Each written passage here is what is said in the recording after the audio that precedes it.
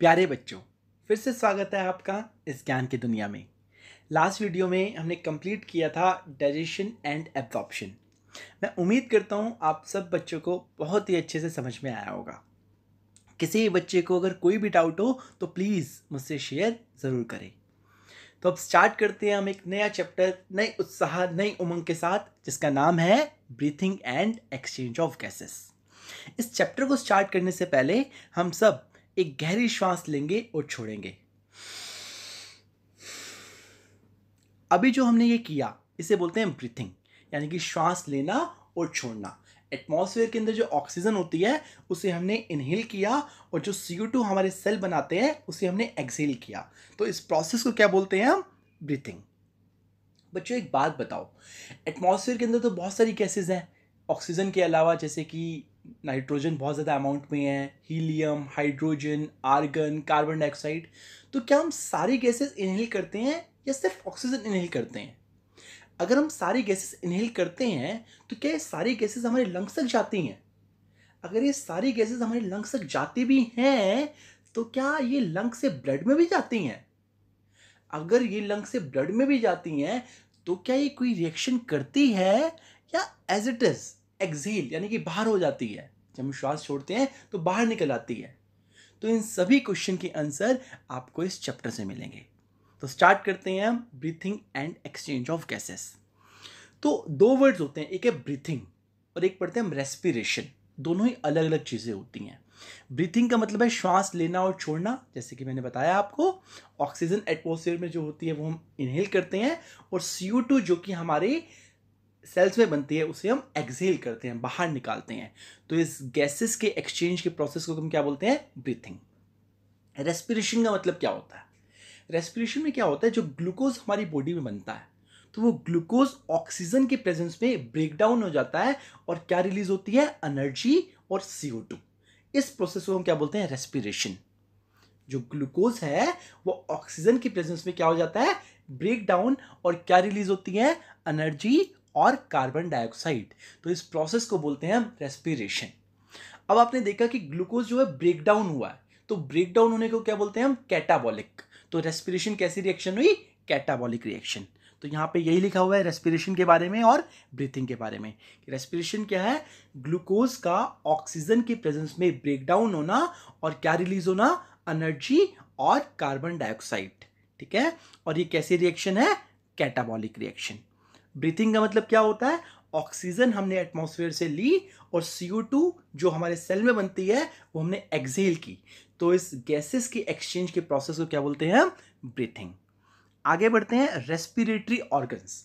तो different animals में breathing के लिए अलग अलग ऑर्गन्स होते हैं, और जो मैकेनिज्म होता है ब्रीथिंग का वो भी अलग अलग होता है। तो वो किसके ऊपर डिपेंड करता है कि किस तरीके से ब्रीथ करेंगे डिफरेंट एनिमल्स। तो वो दो चीज़ों के ऊपर डिपेंड करता है। पहला हैबिटेट, वो एनिमल कहाँ पे रहता है, और दूसरा लेवल ऑफ ऑर्गेनाइजेशन। ये चीज़ हम एनिमल किंगडम में पढ़ते हैं कि डिफरेंट लेवल होते हैं, cellular level, tissue level, organ system level. तो ये होता है लेवल ऑफ ऑर्गेनाइजेशन। तो दो चीज़ों के ऊपर डिपेंड करती है मैकेनिज्म ऑफ ब्रीथिंग। पहला, वो रहता कहाँ पे है, हैबिटेट, और लेवल ऑफ ऑर्गेनाइजेशन। अगर हम बात करते हैं लोअर इनवर्टिब्रेट्स, जैसे कि स्पॉन्जेस होते हैं, इसके अलावा सिलियंट्रेट्स की बात करते हैं, फ्लैटफॉर्म्स की बात करते हैं, तो ये कैसे करते हैं गैसेस का एक्सचेंज? तो करते हैं सिंपल डिफ्यूजन। सिंपल डिफ्यूजन मतलब from high concentration to low concentration. तो इनकी पूरी बॉडी से क्या होता है? सिंपल डिफ्यूजन होता है। बात करते हैं अर्थवॉर्म्स की। तो अर्थवॉर्म कैसे करते हैं? तो ये करते हैं मॉइस्ट क्यूटिकल। तो ये क्यूटिकल का इस्तेमाल करते हैं और इस मॉइस्ट क्यूटिकल के थ्रू गैसेस का एक्सचेंज होता है। इंसेक्ट के अंदर क्या होता है? Tracheal system. बड़ी बड़ी ट्रैकियल ट्यूब्स होती हैं, एक नेटवर्क होता है उनका, जो कि एयर के अंदर एयर को लेके जाती हैं, कहाँ तक? टिश्यूज तक लेके जाती हैं। बात करते हैं एक्वेटिक आर्थ्रोपोड्स और एक्वेटिक मोलस्क की, यानी कि जो आर्थ्रोपोड्स और मोलस्क पानी में रहते हैं उनमें कैसे होता है? तो उनमें होते हैं गिल्स।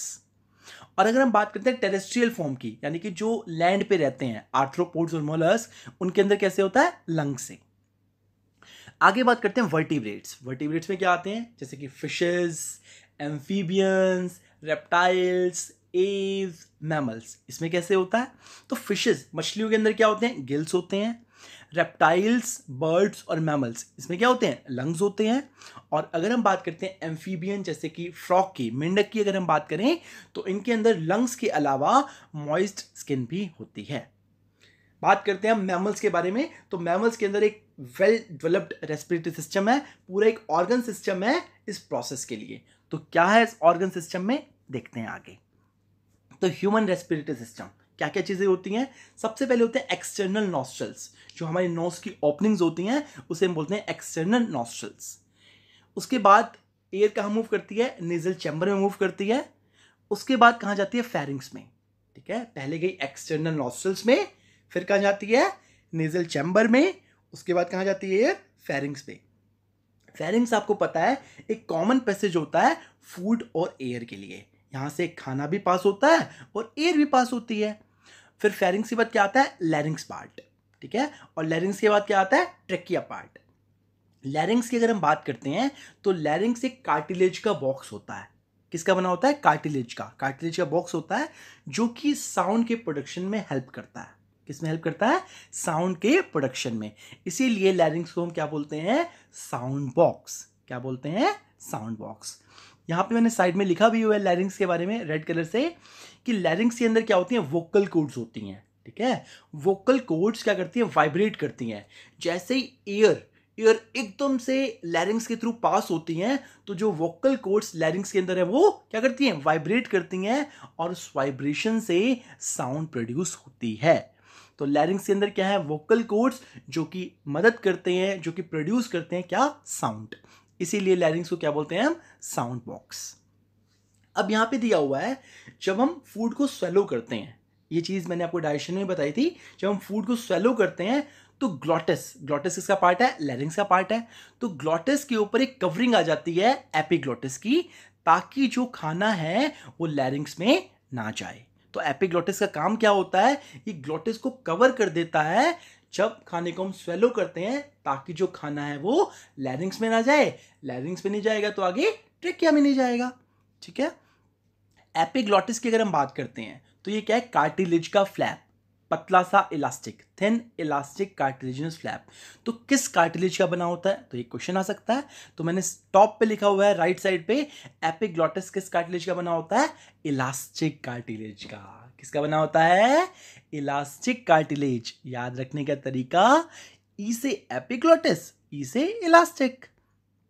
आगे बढ़ते हैं हम। उसके बाद क्या आएगा, ट्रेकिया, ठीक है।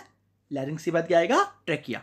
तो ट्रेकिया एक स्ट्रेट ट्यूब होती है, और ये कहां तक एक्सटेंड होती है, ये एक्सटेंड होती है मिड थोरेसिक कैविटी, ठीक है। और सबसे ज्यादा इंपॉर्टेंट बात, कि ट्रेकिया किस लेवल पे डिवाइड होता है, राइट और लेफ्ट प्राइमरी ब्रोंकाई में।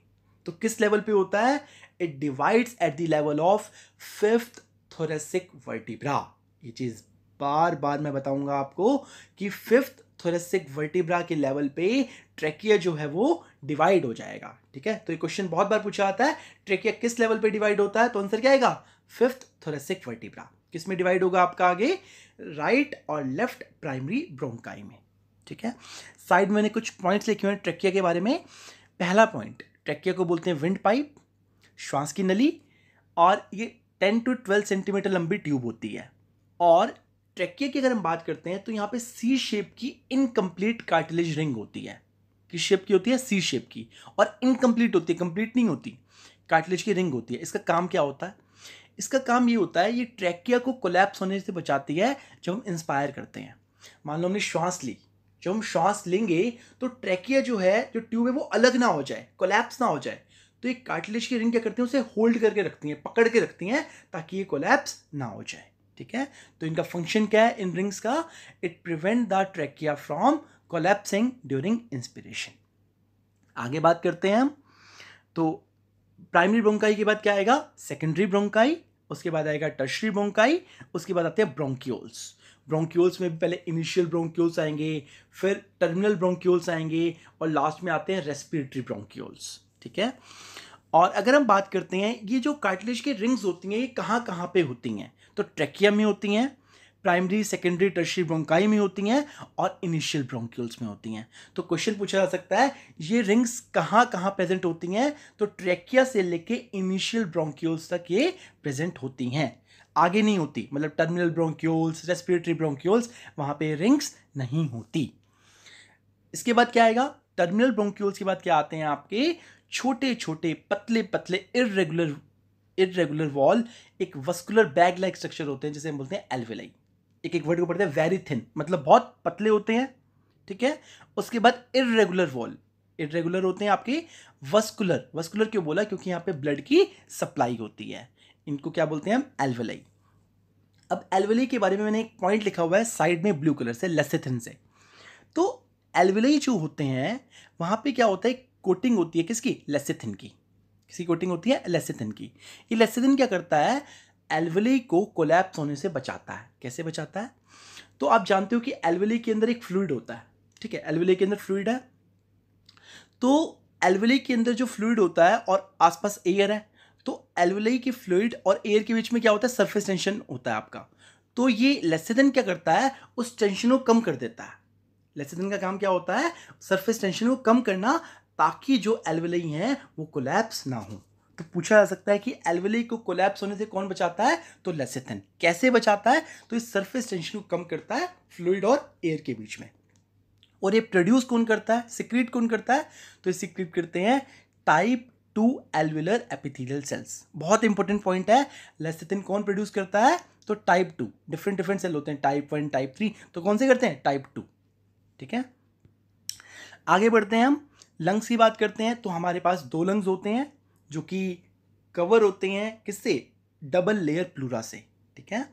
हमारे पास 2 लंग्स हैं, उसके ऊपर मेम्ब्रेन होती हैं, डबल मेम्ब्रेन होती है, डबल लेयर होती हैं, नाम क्या है, प्लूरल मेम्ब्रेन। और उसके बीच में क्या होता है, प्लूरल फ्लूइड। आगे हम डायग्राम में देखेंगे। प्लूरल फ्लूइड क्या करता है, फ्रिक्शन को कम करता है। लंग के सरफेस के ऊपर फ्रिक्शन ना हो तो उस फ्रिक्शन को कौन कम करेगा, प्लूरल फ्लूइड। आप देख सकते हो मैंने कुछ पॉइंट्स लिखे हुए हैं, राइट लंग और लेफ्ट लंग, ठीक है। राइट लंग कैसा होता है, शॉर्टर, छोटा होता है, ब्रॉडर होता है यानी कि चौड़ा होता है, और इसके अंदर 2 फिशर्स होते हैं। कौन कौन से, हॉरिजॉन्टल फिशर और ऑब्लिक। ऑब्लिक का मतलब टेढ़ा। तो राइट लंग की बात करें तो छोटा होता है, चौड़ा होता है, 2 फिशर होते हैं। कौन कौन से होते हैं, हॉरिजॉन्टल और ऑब्लिक। और ये 2 फिशर क्या करते हैं, राइट लंग को 3 लोब में डिवाइड करते हैं। ऊपर वाली lobe, superior lobe, middle lobe और नीचे वाली इंफीरियर लोब, ठीक है। तो राइट लंग कैसा है, शॉर्टर है, ब्रॉडर है, कितने फिशर हैं, 2 फिशर है। और लंग को कितनी लोब में डिवाइड कर रहा है, 3 लॉब्स में। ऊपर वाली सुपीरियर, बीच वाली मिडल, नीचे वाली इंफीरियर। लेफ्ट लंग की बात करते हैं तो राइट लंग शॉर्टर था तो ये लॉन्गर होता है, वो ब्रॉडर था तो ये नैरोवर होता है, और यहाँ पे कार्डिक नोच भी होता है। दिखाएंगे आपको कार्डिक नोच कैसा दिखता है। और यहाँ पे फिशर होता है 1, वहाँ थे 2, हॉरिजॉन्टल और ऑब्लिक, यहाँ सिर्फ ऑब्लिक होता है। और ये एक फिशर लंग को 2 पार्ट में डिवाइड करता है, 2 लोब्स में डिवाइड करता है, एक सुपीरियर ऊपर वाली, नीचे वाली इंफीरियर। एक बार डायग्राम की तरफ नजर डालते हैं। यहाँ से डायग्राम से भी क्वेश्चन पूछा जा सकता है। 2013 में भी क्वेश्चन पूछा गया था, लेबलिंग दी गई थी, पहचानना था ये क्या है, एल्वेलाई को पहचानना था। तो सबसे ऊपर है एपिग्लॉटिस, ये ढक्कन होता है, एक लिड होता है, कैप होता है जो कि ग्लॉटिस को कवर करता है, बताया गया था आपको। उसके बाद लैरिंक्स पार्ट दिखाया हुआ है, लैरिंक्स के बाद दिखाया हुआ है ट्रैकिया पार्ट। ट्रैकिया एक लंबी ट्यूब है 10 से 12 सेंटीमीटर की, और यहाँ पे रिंग्स भी दिखाई हुई हैं, कार्टिलेज की रिंग होती हैं, इनकम्प्लीट होती हैं, सी शेप की होती हैं। ट्रैकिया के बाद क्या आता है, ब्रोंकस, जो कि डिवाइड होता है, मतलब बोलते हैं प्राइमरी ब्रोंकाई, सेकेंडरी ब्रोंकाई। तो ब्रोंकस एक ट्री दिखाया हुआ है पूरा। उसके बाद लास्ट में आते हैं ब्रोंक्यूल्स, फिर आते हैं एल्वेलाई, ठीक है।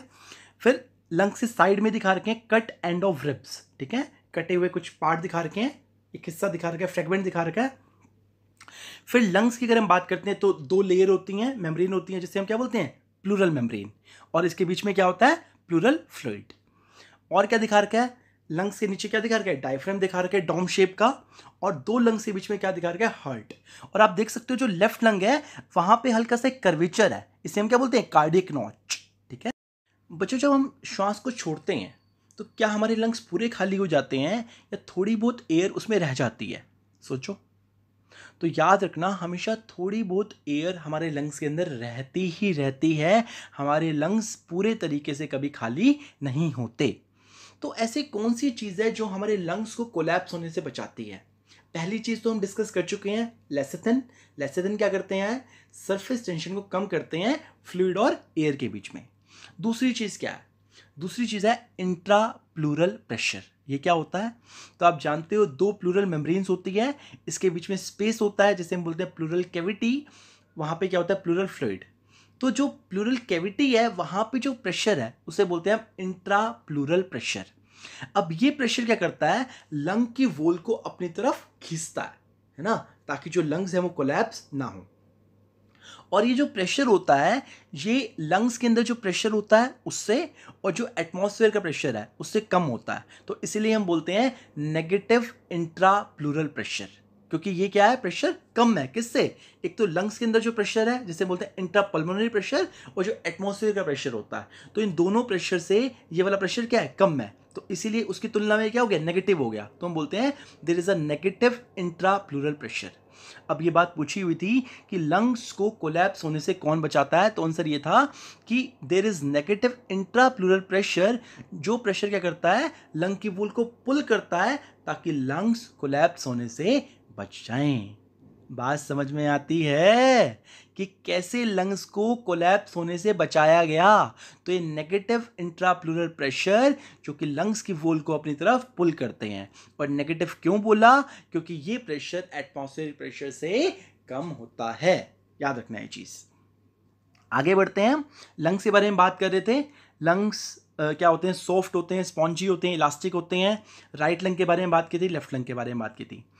फिर बात की थी दो लेयर होती हैं, प्लूरल मेम्ब्रेन्स होती हैं, और उनके बीच में क्या होता है? प्लूरल फ्लूइड होता है जो कि फ्रिक्शन को कम करता है। अब हम बात करते हैं जो बाहर वाली प्लूरल मेम्ब्रेन होती है वो किसके कॉन्टेक्ट में होती है? वो होती है थोरेसिक लाइनिंग के कॉन्टेक्ट में। किसके कॉन्टेक्ट में होती है? Thoracic lining. और जो अंदर वाली प्लूरल मेम्ब्रेन होती है वो किसके कॉन्टेक्ट में होती है? लंग के सरफेस के कॉन्टेक्ट में होती है। अच्छा, यहाँ पे एक और चीज लिखी हुई है मैंने, मेडिस्टिनम। मेडिस्टिनम क्या होता है? जो लंग्स के बीच में स्पेस होता है जहाँ पे हर्ट है और विंड पाइप का थोड़ा सा पार्ट है, उसे हम क्या बोलते हैं? मेडिस्टिनम। ठीक है, आगे बढ़ते हैं। बच्चों, दुनिया में कुछ भी असंभव नहीं। हम वो सब कर सकते हैं जो हम सोच सकते हैं, और वो हम सब सोच सकते हैं जो हमने आज तक सोचा नहीं। तो जिन बच्चों ने नहीं सोचा कि वो डॉक्टर बन सकते हैं, वो सोचें, और जो सोच चुके हैं वो तो कर सकते हैं। बस क्या करना है? मेहनत करनी है। तो अच्छे से बस मेहनत कीजिए, सब कुछ होगा। आगे बढ़ते हैं हम। तो अंदर वाली जो मेम्ब्रेन है किसी कॉन्टेक्ट में है? लंग के सरफेस की, और बाहर वाली मेम्ब्रेन थोरेसिक लाइनिंग के कॉन्टेक्ट में है। अब बात करते हैं हम जो एक्सटर्नल नॉस्ट्रल से लेकर टर्मिनल ब्रोंक्यूल्स तक होता है, वो होता है कंडक्टिंग पार्ट। यहाँ मैंने एक ब्रीफ किया हुआ है कि कैसे कैसे एयर जाती है, जो मैंने बताया था पहले आपको।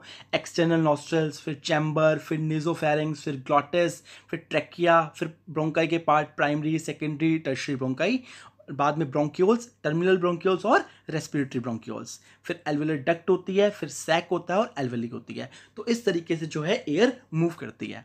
अब याद ये रखना है कि कहाँ तक कंडक्टिंग पार्ट होता है। तो कंडक्टिंग पार्ट कहाँ तक होता है आपका? स्टार्ट होता है एक्सटर्नल नॉस्ट्रल से, और कहाँ पे खत्म होता है? टर्मिनल ब्रोंक्यूल्स तक। याद रखना, कहाँ तक खत्म होता है आपका? टर्मिनल ब्रोंक्यूल्स तक। और आगे क्या होता है? एक्सचेंज पार्ट, या बोलते हैं हम रेस्पिरेटरी पार्ट। ठीक है, तो अगर हम बात करते हैं जो कंडक्टिंग पार्ट होता है उसका काम क्या होता है? पहला काम होता है एयर को, जो एटमॉस्फेयर में एयर है उसको एल्वेले तक लेके आना। दूसरा काम होता है जो फॉरेन पार्टिकल्स होते हैं, कोई भी डस्ट पार्टिकल्स हैं, कोई भी पैथोजन है, उसे क्लियर करना। तीसरा एयर को ह्यूमिडिफाई करना, और चौथा एयर को बॉडी टेम्परेचर पे लेके आना। जितना बॉडी का टेम्परेचर होता है उतना एयर को उस टेम्परेचर पे लेके आना। तो ये चार काम होते हैं किसके? कंडक्टिंग पार्ट के। फिर आता है एक्सचेंज पार्ट। एक्सचेंज पार्ट में क्या होता है आपका? वहां पे एक्चुअल डिफ्यूजन होता है, जो गैसेस का डिफ्यूजन होता है ना, ऑक्सीजन और कार्बन डाइऑक्साइड का, तो वहां पे होता है एक्सचेंज पार्ट में। आगे हम बात करते हैं, यहाँ पे साइड में लिखा भी हुआ है, देखो, कंडक्टिंग पार्ट के बारे में और इनकम्प्लीट ट्रिक्स के बारे में। अभी मैंने बताया कंडक्टिंग पार्ट कहाँ से कहाँ तक होता है? एक्सटर्नल नॉस्ट्रल से टर्मिनल ब्रोंक्यूल्स। और एक्सचेंज पार्ट कहाँ तक होता है? रेस्पिरेटरी ब्रोंक्यूल से एल्विले तक। और रिंग्स के बारे में मैंने बताया था आपको, रिंग्स कहाँ तक होती हैं? इनिशियल ब्रोंक्यूल्स तक होती हैं, आगे एब्सेंट होती हैं। टर्मिनल में भी एब्सेंट होती है और रेस्पिरेटरी में भी एब्सेंट होती है। तो ध्यान रखना, कंडक्टिंग पार्ट कहाँ तक है आपका? टर्मिनल ब्रोंक्यूल्स तक है। बट अगर मैं रिंग्स की बात करता हूं तो वो कहां तक है? सिर्फ इनिशियल ब्रोंक्यूल्स तक है। ये बात ध्यान रखना। चलो आगे बढ़ते हैं हम। लंग्स की अगर हम बात करते हैं तो लंग्स कहाँ पे होते हैं, तो ये होते हैं थोरेसिक चैम्बर में होते हैं, जो कि एक एयर टाइट चैम्बर है बिल्कुल। और ये चैम्बर कैसे बनता है, तो अगर हम बात करते हैं डोर्सली, डोर्सली का मतलब ऊपर। मान लो अगर आपको मुर्गा बना दिया जाए, वैसे तो आप बहुत अच्छे बच्चे हो, आपको मुर्गा नहीं बनाना चाहिए, लेकिन मान लो बना दिया जाए, तो मुर्गा जब आप बनोगे तो आपका जो ऊपर वाला हिस्सा है, कमर ऊपर आ जाएगी, तो वो डोर्सल पार्ट होता है। और नीचे क्या होगा आपका पेट वाला पार्ट, वो क्या वेंट्रल पार्ट है ना। माउथ कहाँ होता है, एंटीरियर में। और अगर हम बात करते हैं एनस, वो कहाँ होता है, पोस्टीरियर में। तो डोर्सल होता है ऊपर वाला पार्ट, वेंट्रल होता है नीचे वाला पार्ट, एंटीरियर होता है आगे वाला पार्ट, पोस्टीरियर होता है पीछे वाला पार्ट। डोर्सल ऊपर, वेंट्रल नीचे, एंटीरियर आगे, पोस्टीरियर पीछे। तो अगर हम बात करते हैं थोरेसिक चैम्बर की, तो ऊपर की तरफ क्या है, तो अगर हम बात करते हैं डोर्सली, डोर्सली क्या है, वर्टिब्रल कॉलम, आपको बताया था। और वेंट्रली क्या है, स्टर्नम। और साइड में क्या है, रिब्स। तो आप देख सकते हो वर्टिब्रल कॉलम है आपका डोर्सल की तरफ, और वेंट्रल साइड क्या है, स्टर्नम है, और साइड में क्या है, रिब्स है। और नीचे क्या होता है, डायफ्राम, ये दिखाया गया था। अब बात ये है कि जब भी कोई भी थोरेसिक कैविटी में बदलाव आता है, जब भी थोरेसिक कैविटी का वॉल्यूम कम होगा या ज़्यादा होगा, तो वो पूरा का पूरा जो चेंज है वो आपको पल्मोनरी कैविटी में देखने को मिलेगा। मान लो थोरेसिक कैविटी का वॉल्यूम बढ़ा, तो पल्मोनरी कैविटी का वॉल्यूम भी बढ़ेगा। अगर थोरेसिक कैविटी का वॉल्यूम कम हुआ, तो पल्मोनरी कैविटी का वॉल्यूम भी कम होगा। तो ये चीज़ बहुत ज़रूरी होती है, किसके लिए, ब्रीथिंग के लिए। क्यों, क्योंकि हम पल्मोनरी वॉल्यूम को सीधा ऑल्टर नहीं कर सकते, बदल नहीं सकते। क्यों, क्योंकि हमारे लंग्स के अंदर मसल ही नहीं होती। तो लंग्स के अंदर मसल नहीं है, तो सीधा पल्मोनरी वॉल्यूम आपका चेंज नहीं हो सकता। तो पहले क्या चेंज होगा, पहले थोरेसिक वॉल्यूम चेंज होगा, फिर क्या चेंज होगा, पल्मोनरी वॉल्यूम। तो पूछा जा सकता है कि क्या हम डायरेक्टली पल्मोनरी वॉल्यूम को बदल सकते हैं बिना थोरेसिक कैविटी के वॉल्यूम को बदले, तो कभी नहीं। क्यों नहीं ऐसा हो सकता, क्योंकि लंग्स के अंदर कोई मसल नहीं होती। तो पहले हमेशा बदलाव कहाँ आएगा, थोरेसिक कैविटी के वॉल्यूम में, कम या ज्यादा। और वही सेम बदलाव आपको कहाँ नजर आएगा, पल्मोनरी कैविटी के वॉल्यूम में। ठीक है, आगे बढ़ते हैं हम रेस्पिरेशन की तरफ। अच्छा, एक पॉइंट मैंने यहाँ रेड कलर से लिखा हुआ है इसी वजह से कि भाई अगर मान लो चेस्ट कैविटी में पंचर हो जाए तो क्या होगा, कोई एक्सीडेंट हो गया किसी इंसान का, और जो चेस्ट कैविटी है वहाँ क्या हो गया, पंचर हो गया। लंग्स को कोई डैमेज नहीं हुआ, सिर्फ पंचर हुई है क्या, चेस्ट कैविटी। तो क्या होगा, आप सांस ही नहीं ले पाओगे। क्यों, क्योंकि कैविटी के अंदर अगर हम बात करते हैं, पल्मोनरी कैविटी के अंदर जो वॉल्यूम है वो ना कम हो पाएगा ना ज़्यादा हो पाएगा, तो प्रेशर डिफरेंस क्रिएट नहीं हो पाएगा, तो ना हम सांस ले पाएंगे ना सांस छोड़ पाएंगे। तो अगर लंग्स डैमेज नहीं होते, सिर्फ चेस्ट कैविटी के अंदर पंचर हो रहा है, तब क्या होगा आपका, सेजेशन इन ब्रीथिंग, यानी कि हम सांस नहीं ले पाएंगे, वो बंद हो जाएगी। ठीक है, रेस्पिरेशन के अंदर क्या क्या स्टेप्स होते हैं, पहला स्टेप ब्रीथिंग, यानी कि सांस लेना और छोड़ना, जिसे हम बोलते हैं पल्मोनरी वेंटिलेशन। जो एयर होती है अंदर आती है ना, ऑक्सीजन हम अंदर लेते हैं और CO2 जो है हम बाहर छोड़ते हैं। फिर क्या होता है, अब ऑक्सीजन अंदर आई है और CO2 बाहर जाती है, तो उसके बाद क्या होता है, ऑक्सीजन और CO2 में क्या होता है, आपका एक्सचेंज होता है। कैसे होता है, एल्वियोलाई की मेम्ब्रेन के थ्रू। मतलब जो ऑक्सीजन है वो एल्वियोलाई की मेम्ब्रेन के अंदर की तरफ जाएगी और CO2 बाहर की तरफ जाएगी। फिर क्या होगा, आपका जो गैसेस है वो ब्लड में ट्रांसपोर्ट होंगी, और फिर बाद में आपका ऑक्सीजन और CO2 का फिर से क्या होगा, डिफ्यूजन होगा। पहले डिफ्यूजन हुआ कहाँ पे, एल्वियोलाई की मेम्ब्रेन में, फिर कहाँ होगा आपका, ब्लड और टिश्यूज में। ठीक है, और लास्ट में जब ऑक्सीजन टिश्यूज तक पहुंच जाएगी, तो वो ऑक्सीजन जो है इस्तेमाल होती है रेस्पिरेशन के अंदर। आपको बताया गया था कि ग्लूकोज जो है ऑक्सीजन की प्रेजेंस में एनर्जी रिलीज करता है और CO2 प्रोड्यूस होती है। तो पहले क्या हुआ, ब्रीथिंग, क्या हम बोलते हैं पल्मोनरी वेंटिलेशन, सांस लेना और छोड़ना। फिर क्या होता है, डिफ्यूजन होता है गैसेस का, किसके थ्रू होगा, पहले एल्वियोलाई की मेम्ब्रेन के थ्रू होगा, फिर गैसेस ट्रांसपोर्ट होगी, और फिर डिफ्यूजन दोबारा से होगा ब्लड और टिश्यूज के बीच में। मतलब जो ऑक्सीजन है वो कहाँ जाएगी, टिश्यूज में जाएगी, और CO2 कहाँ जाएगी, टिश्यू से ब्लड में जाएगी, इस तरीके से डिफ्यूजन। और फिर जब ऑक्सीजन टिश्यूज तक पहुंच जाएगी, तो वो इस्तेमाल होती है किसके लिए, एनर्जी रिलीज होने के लिए। तो ये सब था आपका आज के लेक्चर से। तो एक बार हम क्वेश्चन डिस्कस कर लेते हैं, देखते हैं आपको कितना याद हुआ। तो पहला क्वेश्चन ये है कि अर्थवॉर्म में रेस्पिरेशन किसके थ्रू होता है, याद करो। Very good, moist cuticle. Reptiles, birds और मैमल्स में क्या होते हैं, लंग्स होते हैं। एम्फीबियंस की बात करें तो क्या क्या चीज़ें होती हैं, लंग्स भी होते हैं और स्किन भी होती हैं। Very very good. अच्छा, अगर मैं पूछूं आपसे कि साउंड बॉक्स हम किसे बोलते हैं, लैरिंग्स को बोलते हैं। अच्छा, कंडक्टिंग पार्ट कहाँ से कहाँ तक होता है, एक्सटर्नल नॉस्ट्रल से तो होता है, बट कहां तक होता है? वेरी नाइस, टर्मिनल ब्रोंक्यूल्स तक। कहां तक होता है? टर्मिनल ब्रोंक्यूल्स तक। लेकिन अगर मैं बात करता हूं इनकम्प्लीट कार्टिलेजिनस रिंग्स, तो ये कहां तक होती हैं? ट्रैकिया में होती हैं, ब्रोंकाई में होती हैं, और कहां तक होती हैं? इनिशियल ब्रोंक्यूल्स तक होती हैं। टर्मिनल ब्रोंक्यूल्स और रेस्पिरेटरी ब्रोंक्यूल्स में नहीं होती, ये ध्यान रखना। अच्छा, हम सीधा पल्मोनरी वॉल्यूम को चेंज कर सकते हैं? नहीं कर सकते। क्यों नहीं कर सकते? क्योंकि लंग्स के अंदर कोई मसल नहीं होती। तो पहले कहां बदलाव आएगा? थोरेसिक कैविटी में। फिर कहां बदलाव आएगा? पल्मोनरी कैविटी में। अच्छा, मुझे आप ये बताओ, राइट लंग और लेफ्ट लंग में क्या डिफरेंस होता है? राइट लंग कैसा होता है? शॉर्टर होता है, बहुत बढ़िया। लेफ्ट लंग लॉन्गर होता है। राइट लंग कैसा होता है? ब्रॉडर, चौड़ा होता है, और लेफ्ट लंग नैरोअर होता है। अच्छा, राइट लंग में कितने फिशर होते हैं? 2 फिशर होते हैं। लेफ्ट लंग में 1 फिशर होता है। अच्छा, राइट लंग में लॉब कितनी होती हैं? 3 लॉब्स। लेफ्ट लंग में 2 लॉब्स। Very good. अच्छा, कार्डियक नॉच किस में होता है? लेफ्ट लंग में। बहुत बढ़िया। अच्छा, मुझे आप ये बताओ कि ट्रैकिया जो है वो कौन से वर्टिब्रा के लेवल पे डिवाइड होता है ब्रोंकाई में? बहुत बढ़िया, 5th thoracic vertebra. Very very good. अच्छा, मुझे आप ये बताओ कि लंग्स को कोलैप्स होने से कौन बचाता है? Very good. पहला लेसेथिन, और दूसरा हाँ नेगेटिव इंट्राप्लूरल प्रेशर, जो कि लंग्स की वॉल को अपनी तरफ खींचता है। अच्छा, मुझे ये बताओ कि क्या लंग्स बिल्कुल खाली हो सकते हैं? ऐसा हो सकता है कि एयर बिल्कुल ना रहे? बिल्कुल नहीं, ऐसा कभी नहीं हो सकता। चलो, थैंक यू वेरी मच। तो एक काम करना, इन वीडियोस को ज़्यादा से ज़्यादा शेयर करो, ताकि किसी भी बच्चे का डॉक्टर बनने का सपना अधूरा ना रह जाए। Thank you very much.